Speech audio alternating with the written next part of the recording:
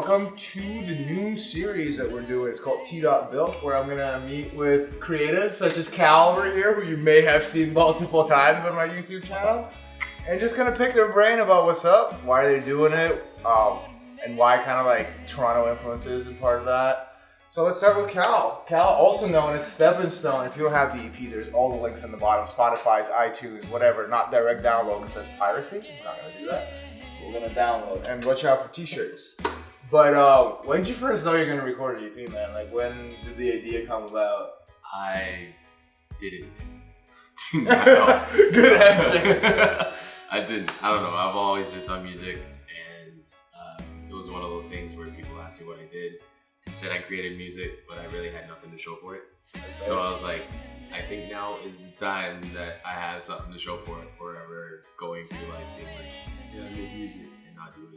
Because you always had like different styles, right? You always you did some hip hop tracks with a bunch of people in Toronto, and then all of a sudden the blues thing came about. But the best thing about this album is, to me, is the fact that you pretty much, you knocked it out all on your own. Like, you did all of the vocals, all of the music, multiple instruments, plus like you had a little bit of help mastering it, but other than that, it was just like literally you. Like, what's the process like that? Because that's a pretty crazy way to make a record just in here. Yeah, I mean, the process of doing everything myself, it's a bit easier when you do it by yourself, because you have a vision and you want to execute it, bringing other people in to sort of skew that vision. I mean, although to work with people, it is great, they do add to your vision, but at the same time, if you see where you want something to go, you feel like you have the resources to do it, and doing it by yourself is better. It always helped me out. Like, if I ever found a problem, I would just overcome the problem by having figuring it out myself. But I mean, like, as much as I did everything on my own, like mixing and mastering, I had my friend from work, Dan Mary, and Jamal Padmore actually drummed on one of my tracks when I really couldn't figure out the drums. So it was like, when I really come to a problem that like you can't necessarily figure out, then seek a friend. That's the thing about Toronto too, is you can find literally, if you look hard enough, there's people doing everything, and they're all friendly enough to just go out and just like hook you up with tracks or figure you out. Cal was kind enough to help some people out. He rapped on some tracks before, so time to call in those favors. That's fair. How many instruments did you play for the record? Maybe just like 4, just like the basics. Just drums, guitar, bass, keys, and the vocals. That's vocals. 5. And mastering. That's 6. That's 6 things you did on the entire record, man. Think about that. That's impressive. That's incredible. What was kind of like the inspiration behind the album, the EP? It's called Death and Women again. Mm-hmm. It's very, very kind of like melancholy almost, I want to say. So what kind of was going through your head when you were putting it together? Literally death and women. Those were honestly the only things that at that time just like came to my brain. I don't know. I couldn't write any lovey-dovey tunes. They seemed pretty corny to me. So actually discovering this band from, I believe it's from Toronto, Timber Timbre. They had like a very spooky vibe to them. It was like a folk spookish type vibe. So definitely am a fan of theirs. Have a lot of their albums. Definitely inspired me to do like sort of dark lyrics, sort of like cover it up with, I don't know.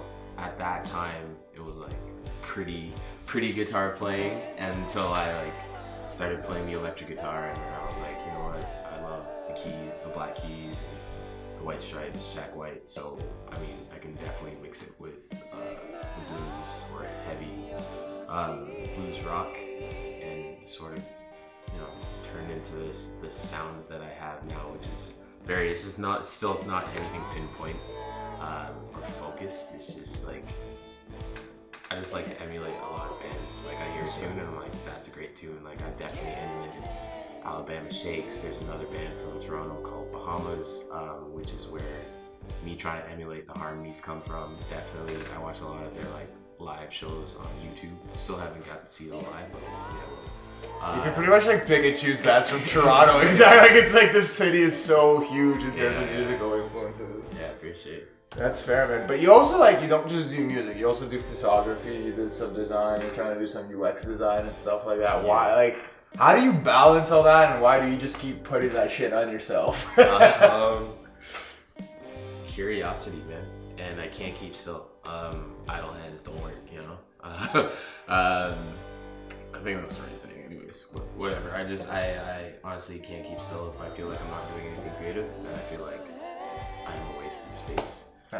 So there are days where it's hard for me to like open my mouth and sing or pick up a guitar or play anything. It just, I don't know. At times I can get a bit lazy. So instead of doing that, I'm like, you know what? I'll go and do something else creative. You know, I'll go take some pictures on my walk to work or something like that. Not like a crazy photographer, but I mean, just getting started. Just getting started, and anything that I see, they'll be like, oh, that's pretty cool. You know, take a shot on the phone. Sometimes I bring out like a camera that I was gifted for free by Olympus years back, like 6 years back, and just pulling it out now. I don't know, man. I just like to keep busy. I love art. I like to emulate art. And actually doing the music sort of brought me into doing all those things, because if you have to do everything on your own, like I need a website, well then I have to learn how to build a website, you know what I mean? Taking photos, like the album cover I did myself. I had to grab this guy here and take it to my friend and be like, yo, can you stop the head because I have this great album cover. And I just want the head off. Yeah, you know, order one of those things off of Amazon, those product shots and like those product like boxes. All out of the boxes. And I just set it up here. You don't have to pay for shit. You just do it yourself. You just learn. Pop over YouTube and just learn that shit. Yeah.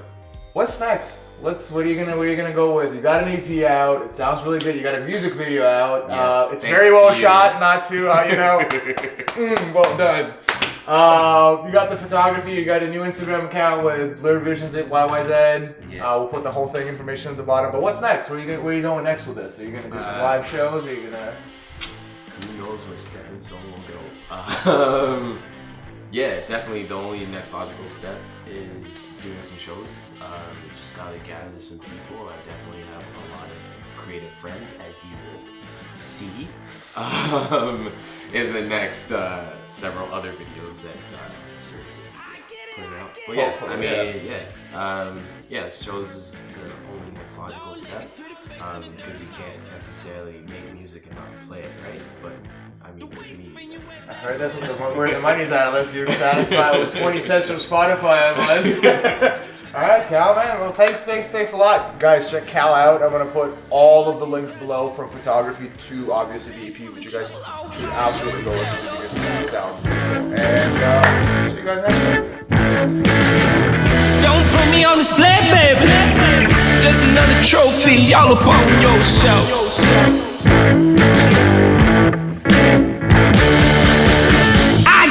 I get it. You possessed by some unholy.